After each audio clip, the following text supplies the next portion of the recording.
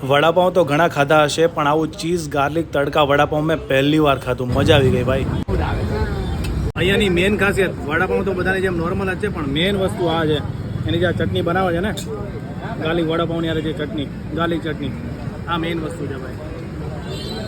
એકદમ યુનિક છે. જે લોકો તીખું ખાવાના શોખીન છે એના માટે તો ભાઈ જન્નત કહી શકાય.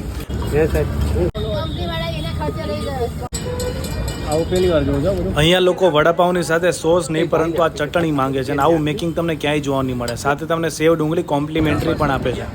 ₹1 દાબેલી વેચતો તો સાહેબ, અને ₹100 ધંધો થાય તો મને એમ થઈ જાય મેં કેટલો ધંધો કરી નાખ્યો મેં. અહીંયા તમને વડાપાઉંની સાથે દાબેલી પણ મળશે, પણ રેકમેન્ડ કરીશ કે આ જે ચીઝ તડકા વડાપાઉં છે ને, ગાર્લિક વડાપાઉં, એ ટ્રાય કરજો, બહુ જ મજા આવશે.